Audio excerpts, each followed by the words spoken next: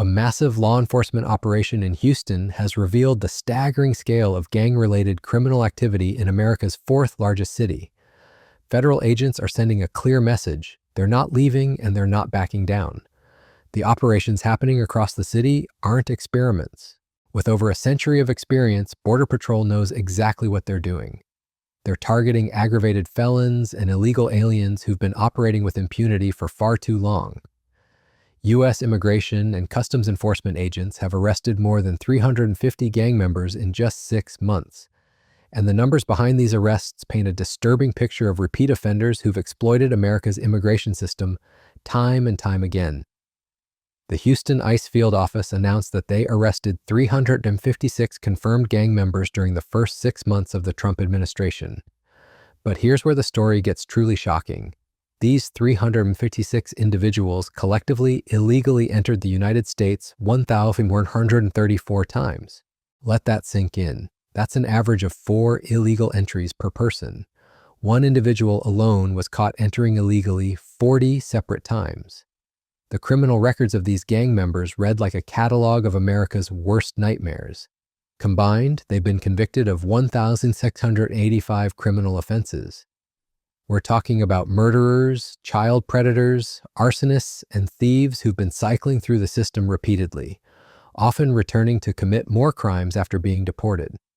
Acting Field Office Director Gabriel Martinez didn't mince words when describing the threat these criminals pose to Houston communities. He specifically referenced a horrific case where transnational gang members brutally raped and murdered an innocent 12-year-old girl who was simply walking to the store. This isn't just about immigration policy. This is about protecting American families from predators who view our borders as suggestions rather than laws. The scope of this operation reveals just how deeply gang networks have penetrated American communities. ICE officers arrested confirmed members of more than 40 different gangs. The largest group was the Pisces gang with 159 arrests. But they also nabbed 39 MS-13 members, a gang so violent that even other criminals fear them. 25 members of Tren de Aragua were also arrested, a Venezuelan gang that the Trump administration has designated as a foreign terrorist organization. Other arrests included members of Tango Blast, the 15th Street Gang, Latin Kings, and Sirenos 13. These aren't small-time criminals we're talking about. The combined criminal convictions of these 356 individuals include abduction, homicide, sexual assault of children, promotion of child pornography, aggravated assault, domestic violence, burglary, alien smuggling, sex trafficking, organized crime, drug trafficking, and arson. Let's look at some specific cases that show just how broken our immigration enforcement was before this crackdown. Milton Alexander Magana Fuentes, a 31-year-old member of the Pisces gang from El Salvador, had illegally entered the U.S. 4 times. His rap sheet includes sexual indecency with a child, failure to register as a sex offender, and multiple illegal entries. This is exactly the kind of repeat offender who was slipping through the cracks. Then there's Ronald Alberto Rivas Aguilar, a 28-year-old MS-13 member from El Salvador who had been convicted of homicide. He illegally entered the U.S. twice before being caught in this operation. Think about that. A convicted murderer was able to illegally cross into America twice. Perhaps most shocking is the case of Luis Fernando Nava Garcia, a 20-year-old Pisces gang member from Mexico who illegally entered the United States 40 times. At just 20 years old, he'd already been caught crossing illegally twice as many times as his age. Despite this incredible pattern of lawbreaking, he'd only been convicted twice for illegal re-entry. This case alone demonstrates how ineffective immigration enforcement had become. Humberto Romero Avila presents another disturbing example. This 45-year-old Pisces gang member from Mexico had illegally entered the U.S. 10 times. His criminal record includes 4 DWI convictions, larceny, and various immigration violations. When ICE finally deported him to Mexico in February, they discovered he was wanted for homicide in his home country. American communities were harboring a murder suspect who'd been cycling through our immigration system for years. The pattern becomes even more disturbing when you look at the sex crimes. Juan Pablo Hernandez Ramos, a 35-year-old child predator and Pisces gang member from Mexico, had been deported 3 times but kept returning. His convictions include possession with intent to promote child pornography, sexual assault, and aggravated assault. How many children could have been protected if he'd been stopped after his first illegal entry? Jonathan Morales Abundis represents perhaps the most extreme case of immigration system failure. This 30-year-old Serenos 13 gang member illegally entered the U.S. 29 times, nearly once for every year of his life. Despite this astronomical number of illegal entries, he'd only been convicted 3 times for illegal reentry and once for alien smuggling. The math simply doesn't add up. He was caught 29 times, but only prosecuted 4 times.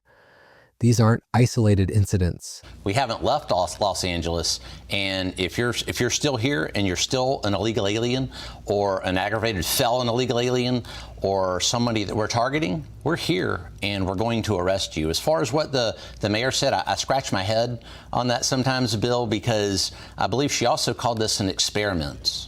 Well, the Border Patrol is 101 years old. We've patrolled that border.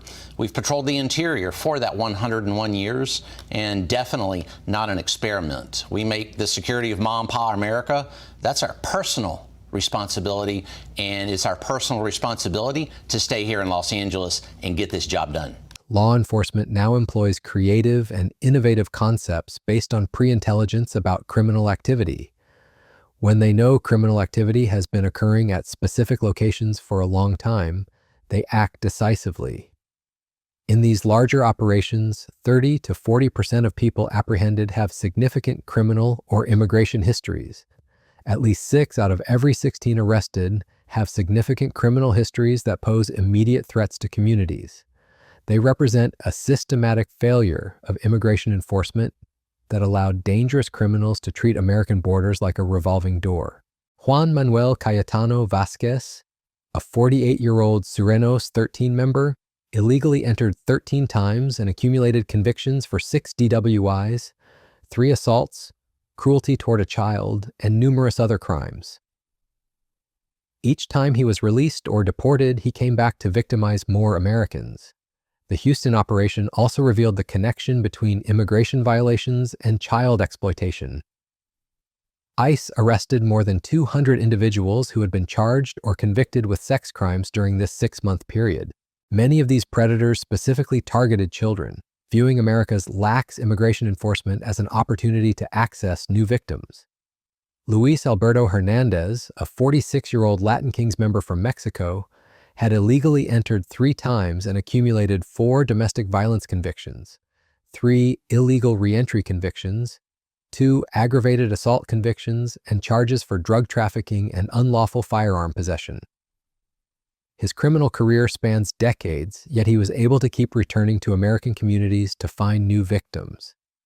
What makes these numbers even more significant is the timing. This operation took place during the first 6 months of the Trump administration, when ICE was finally given the resources and political backing to target what they call the worst of the worst criminal aliens. The agency had been hamstrung for years by policies that prevented them from aggressively pursuing gang members and repeat immigration violators. The geographic focus on Houston is particularly important. As Texas's largest city and a major hub for international trade and travel, Houston has become a magnet for transnational criminal organizations. The city's proximity to the Mexican border, combined with its large immigrant population, has made it an ideal base of operations for gangs looking to establish American footholds. These gangs aren't just committing crimes, they're building criminal enterprises that span international borders. The Pisces gang, which accounted for the largest number of arrests in this operation, specializes in drug trafficking and human smuggling. MS-13, known for its extreme violence and ritualistic murders, uses fear and intimidation to control territory and recruit new members. Tren de Aragua has brought Venezuelan-style crime to American streets, including kidnapping and extortion schemes. The fact that these 356 gang members had been convicted of 1,685 crimes means each individual averaged nearly 5 convictions. This suggests they weren't just occasional lawbreakers, but career criminals who viewed crime as their profession. Many had been cycling through the system for years, getting arrested, convicted, deported, and then returning to commit more crimes. The human cost of this failed enforcement is immeasurable. Behind each conviction is a victim, someone who was robbed, assaulted, sexually abused, or worse. The 12-year-old girl mentioned by Director Martinez represents just one of countless Americans who paid the price for immigration policies that prioritized political correctness over public safety. This operation also highlights the resource drain these repeat offenders place on American law enforcement and courts. Each illegal entry requires Border Patrol resources. Each arrest requires police resources. Each prosecution requires court resources. Each incarceration requires correctional resources.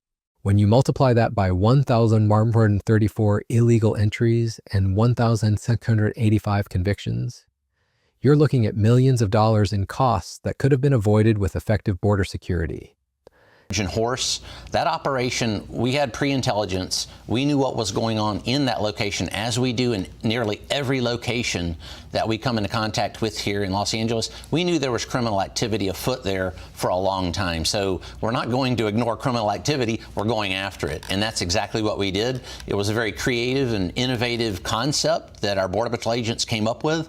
That's that same creativity and innovation that we see along the border and in the interior every day that brings good, sound operations to make our city safer. And I got about 30 seconds left. You know, some people out there say, well, why are you going after these day laborers? They're just looking for work.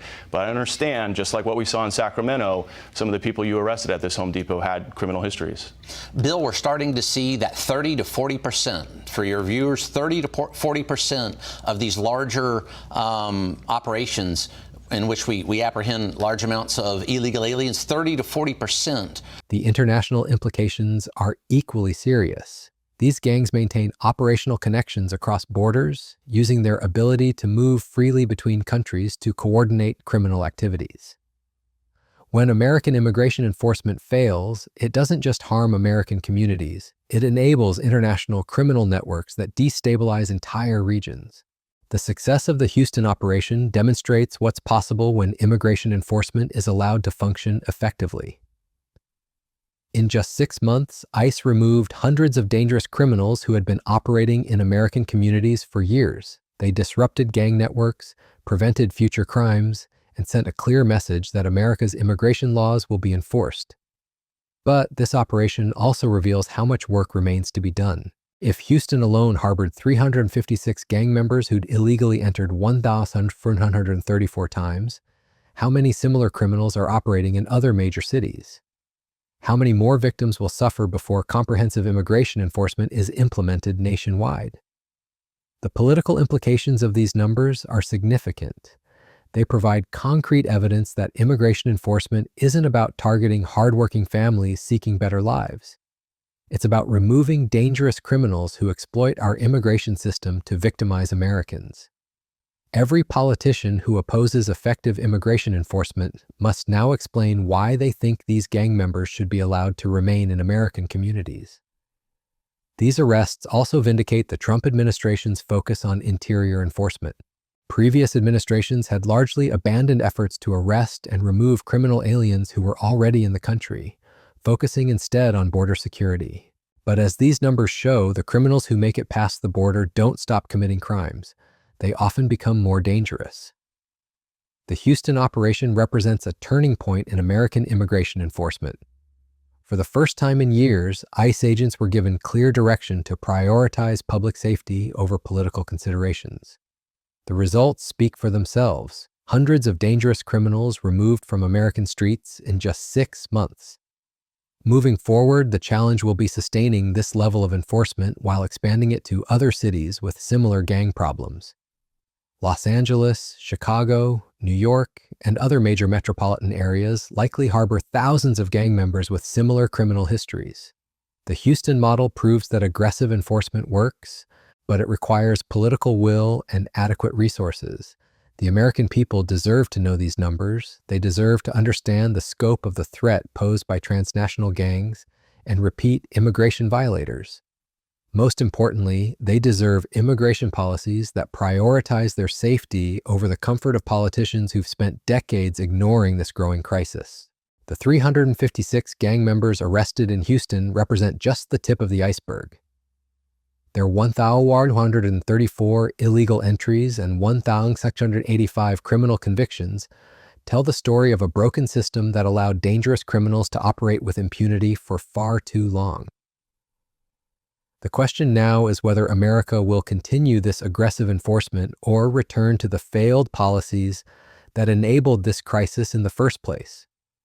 For the families of crime victims, for the communities terrorized by gang violence, and for the American people who demand secure borders and safe streets, the Houston operation provides hope that change is possible. But hope must be backed by action, and action requires the political courage to prioritize American lives over political correctness. The numbers don't lie. It's time for immigration enforcement that matches the severity of the threat we face.